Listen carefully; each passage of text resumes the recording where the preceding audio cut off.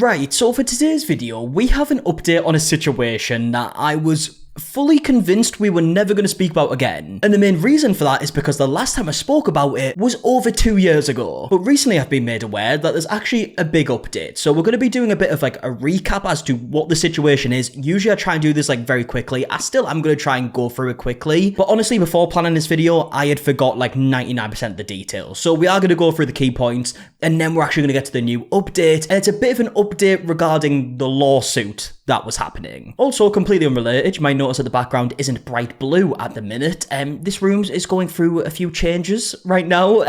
I'm trying to make it look a bit better so it's not just gonna be like a plain white wall. But I have also seen some comments from people saying that they don't particularly like the blue light background type thing that I had going on. So if you prefer this background, let me know in the comment section down below. If you prefer the old one, let me know. If you couldn't care less, also let me know. But either way, let's actually get into the video. So you might remember, if you've been watching my channel for a while, or you've just been keeping up to date with like TikTok drama for quite a while, there was a thing called Tattoo Gate. Now the main person you'd be aware of here is a user called Running Mum of Boys. I don't believe this account exists anymore. I can't find it on TikTok unless the name's changed, and I still just can't find it by searching like keywords or anything, but I think the account is gone. Now another person you'd be aware of whose account is still up and is a key person in the update that we're going to get to is a user called McHugh. Now a couple of years ago, Running Mum of Boys and McHugh both uploaded videos talking about their experience with a tattoo artist. The tattoo artist being Lindsay McCarthy, or as we knew her then, Lindsay Joseph. I assume she's got like married, or maybe like Joseph was a middle name or something. Either way, Lindsay McCarthy. Now because the original video's been taken down, I've actually took clips from my older video from like 2 years ago,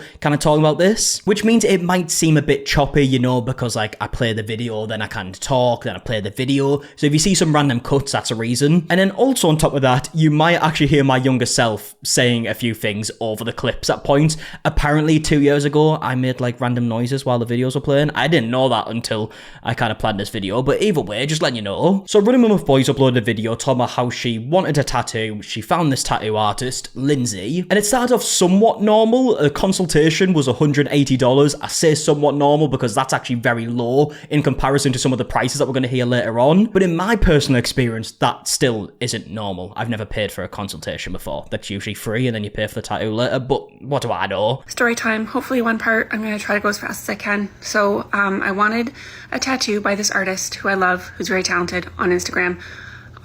This is nothing to do with her talent as a tattoo artist, just kind of the business practices that I've dealt with over the last 24 hours. Booked a consult with her a couple months ago. Consult was non-refundable. It was $180. That was listed on our website. That's fine.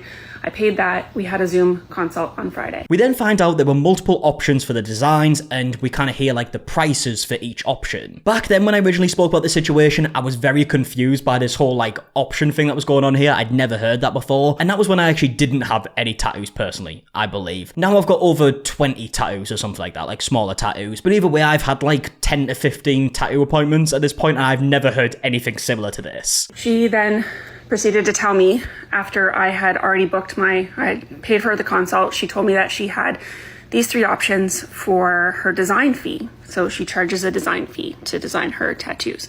So the first option was $1,500 plus tax, concept sketch, and you can make one minor change and then a final design that you'll review. The option number 2 was $3,500 plus tax, concept sketches and a couple changes. And then option 3 was $6,000 plus tax, would get multiple sketches and lots of reviews and lots of changes and like a canvas of your concept. I kind of thought that that price was going to then be taken out of the final cost of my tattoo, but then I find out that it was not. That is fucking wild. It was wild back then, it's still wild now. I have no idea why any tattoo artist would think that this would be a good idea. The lowest option being over $1,000, and it's just for the design. You barely get to make any changes to the design if you don't like it, and then you've got to pay for your tattoo on top of that. And what makes the situation even worse is that we then see the tattoo that Lindsay designed. It's this fox here with like flowers around it. The problem being this was nothing like what Running Mum of Boys wanted. In fact, we see some inspiration pictures. So this is apparently what she had showed Lindsay, and it's a fox that is clearly like kind of going like down her arm, as in the head is kind of like the lowest part and you can see like the fox's full body. And then in Lindsay's design, it's the complete opposite. The fox's head is the highest point of the body. So of course, as you can imagine, running mum of boys says to Lindsay, like, that's not what really I had in mind, you know, it's not like the inspiration pictures that I sent you. To which Lindsay apparently says, no bother, but that's gonna cost you an extra $2,000. I emailed her immediately to tell her that I wanted a full fox, I wanted a tail, I wanted the fox to be the main feature, I wanted to be less flowers, more fox forward. And I said, I know I picked option 1, but this isn't what I'd asked for with my pictures I sent you. She said that if I wanted another sketch, she was going to charge me the difference between option 1 and option number 2, which is $2,260. But like, honestly, these are the 2 pictures I sent her, both full fox, both in the same. You couldn't have made it more obvious. I don't know how much clearer I could have been. So here's the email where she tells me that I didn't tell her that I wanted the fox to have a full fox, even though I sent her 2 pictures saying I wanted the fox to have a full fox. Yeah, so like I mentioned earlier, you can hear younger me talking over the video, being annoying. Either way, you kind of get the point of what's going on here, right? So the design isn't what Running Mum of Boys wanted, even though she sent the inspiration pictures, and Lindsay says that she can't do a different design unless you pay an extra $2,000. We then later find out that Lindsay's next offer was apparently like $1,695. Either way, there shouldn't be an offer, realistically, right? If you've designed something that is different to the inspiration pictures and different to what your client has asked for, of course you should make the alterations for free. You obviously charge for the tattoo, right? You've got your hourly rate for the tattoo, but we're just at the design period here. We don't even hear about the actual tattoo price here. That's an extra cost. And what made this situation worse is that a lot of users, like this person right here called Odds Mind, were posting videos like this one. So it's a stitch with the original video, and on the left we can actually see a picture from Etsy, to which Odds Mind actually kind of like traces around. You can see the caption says easy as $1,500, and then after tracing around, he kind of like lines the pictures up and shows that it's the same as the tattoo. Basically alleging that Lindsay just traced a picture off Etsy. There was also other people like Casey Elizabeth who was showing that there are other designs from Lindsay Joseph that seem to have been inspired from elsewhere. For example, this design, this is a Lindsay Joseph tattoo, and you can kind of see the text says tracers love to flip images, and we can't really see the rest, but I guess to make it look like they're not copied, right? And then we also see this picture right here, which looks to be the image that was traced but then flipped. Now this is where McHugh comes into it, because she then uploaded a video claiming that she'd been scammed for $4,000 from Lindsay. I guess it was only a matter of time before somebody else came out with a story about this same artist. So here we go. I'm gonna share my story about how I was basically scammed out of $4,000. She quoted me $1,700 for that tattoo, again going here and up to here, and she said 50% deposit due, so $850. So I e-transferred her the $850. Appointment time finally comes, and it's December 2022 now. Okay, and a few days before the appointment, she calls me to go over the design, and she says, "Hey, I'm not going to be able to do the birds. Like, I can't cover it with the design, so we're just going to do the shoulder." And I was like, well, that's not what we had discussed and what I was quoted. And so I gave some other suggestions about like coming up to my neck and that sort of thing.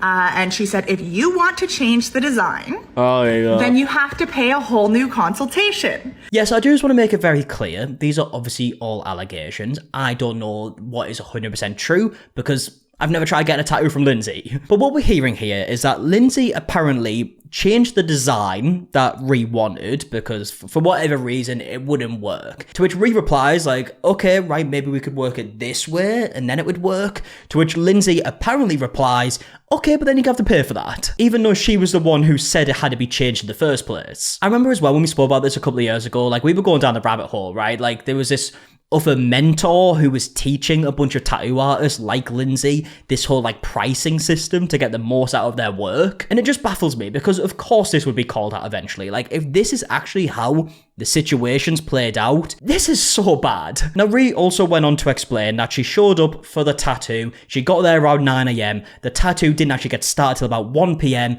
Lindsay then tattooed her for a couple of hours, then said like, oh, I actually have to go. So at this point the tattoo's only really got like the outline, right? It hasn't been shaded or anything like that, but the problem being is that Lindsay charges a daily fee, and the daily fee here was $1,900. Now of course in this situation you would be annoyed, right, with the way that Ree's explained it. She gets there at 9 AM, doesn't get started chat until 1 p.m, a couple hours of work, $1,900. Now Rhea goes on to explain that they tried having a conversation after this, trying to figure it out, to which Lindsay apparently said she was going to call the police. Half hours. I was there at 9 a.m. She says, I didn't quote you anything. And I said, but you asked for 50% of the cost, which is $850, and that's why I sent you the $850 deposit.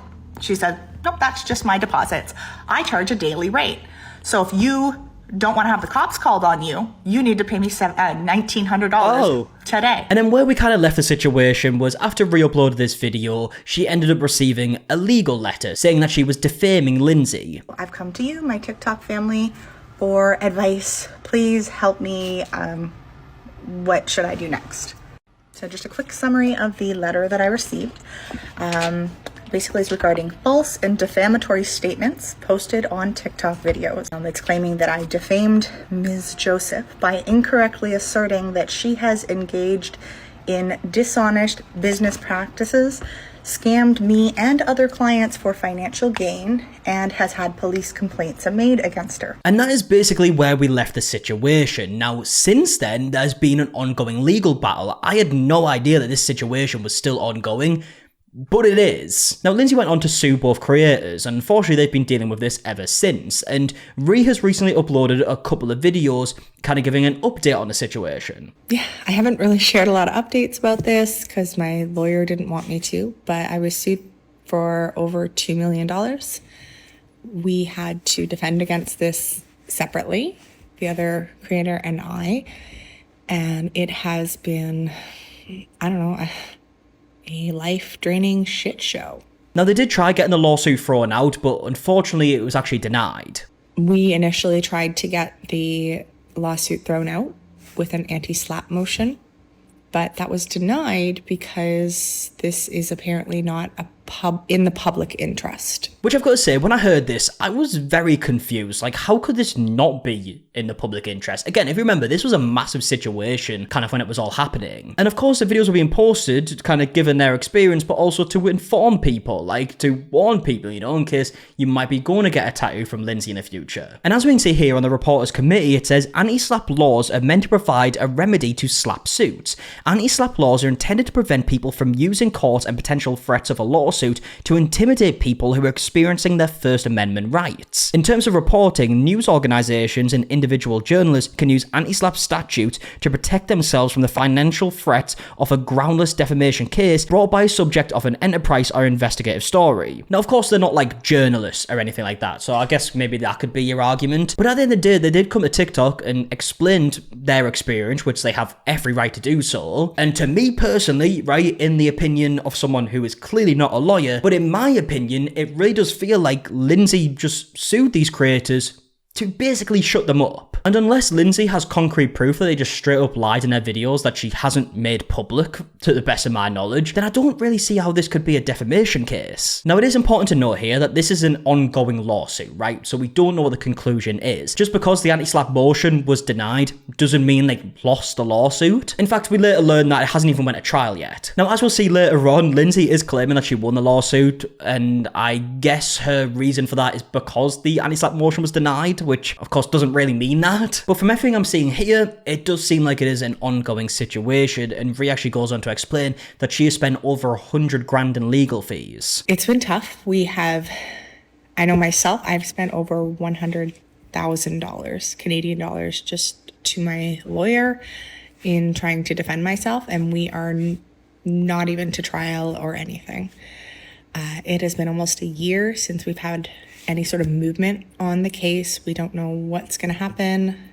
We live in constant fear that she could at any point pick up the lawsuit, and then we have no choice but to defend ourselves. Rhea then also goes on to explain that she knows she is innocent, but she has no other choice but to fight back, right? She's being sued. And according to Rhea, it seems like Lindsay is involved in a bunch of lawsuits. The frustrating thing is that even though we know that we are innocent, we have to fight back, and lawyers cost a lot of money. Lawyers are really the only ones that win here. I have since learned that this person has and is currently suing multiple other people, including her landlord and other people, for Lord knows what. But she just hands out lawsuits like she's Oprah. Rhea then goes on to explain that she of course just wants this to be over, right? I mean, who can blame her? She just wants to move on with her life. I just want it to go away. I want to be done with this. I do not want to countersue because that's more money that I have to spend. And she claims that she makes no money. So I would never see that money. I just want this whole nightmare to be over. I want to move on with my life. I don't want it hanging over my head. And then ends the video by saying that she kind of understands that she probably will never see that money ever again. And then also goes on to ask if people would support a GoFundMe should she make one. I know I'll probably never see that money back. My entire life savings basically is gone.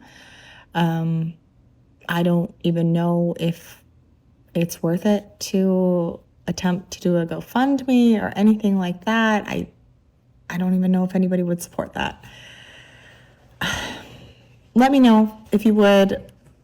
Otherwise, please just keep me and the other creator in your thoughts, and I guess wish us luck.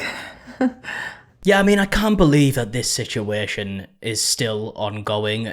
Rhea did end up making GoFundMe, as we can see right here, legal expenses since 2023. As for Lindsay, we have some little updates here. So it seems like Lindsay is working at a different tattoo store. I've seen some people saying that it's her own tattoo store, I'm not sure. Looking at the website for the tattoo studio, it does seem to be Lindsay's own studio from what I can tell. Again, though, I don't know that 100%. Interestingly, though, I have actually just looked at the pricing, and it seems more reasonable. Like, the consultation fee, $100, the deposit, 50%, hourly rate, $250. Definitely still on the pricey side. I mean, $100 consultation fee. Again, I've never paid a consultation fee. I don't know if it's maybe just different in other countries. I believe it's in Canada. But I guess one thing's for sure, it definitely seems a lot more reasonable than the prices we heard earlier. Now, on one of Lindsay's posts from June of this year, the caption actually does say, "Last year, in the overwhelming and deeply tragic aftermath of Tattoo-gate, I offered a month of free memorial tattoos. I thought my career was over and I wanted to give back everything I had left. But what happened in that month changed me forever. It became the most meaningful, healing, and sacred work I've ever done. I promised myself, if I'm ever given the chance to tattoo again, this is where my heart will live,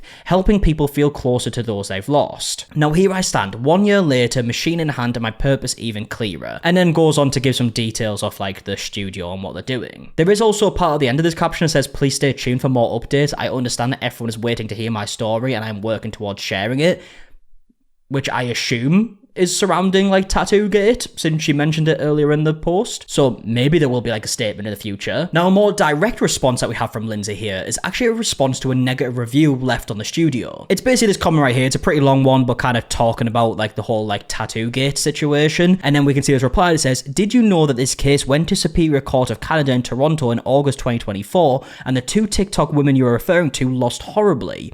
You should read the case files if you want the actual truth of what happened. They are open to the public. Anyone with actual interest in the truth of what you're talking about can request the documents. It is public knowledge. You can find the judge's reason for his decision and facts pertaining to the case." Now, just 2 days ago as I'm recording this, Rhea actually responded to this review and said that that's just not true. I also wanted to address, it's come to my attention that the person that's suing me is claiming, and I quote, that the case went to the Supreme Court of Canada and that we, myself and the other defendant, lost horribly. That's simply just not true. Absolutely not true. What actually happened is that myself and the other defendant, we put forward a anti-SLAPP motion, which asks the court to dismiss the lawsuit, and it's meant to dismiss lawsuits that are to silence and intimidate critics. So the judge denied the motion before even hearing all the evidence because he didn't consider it to be in the public interest.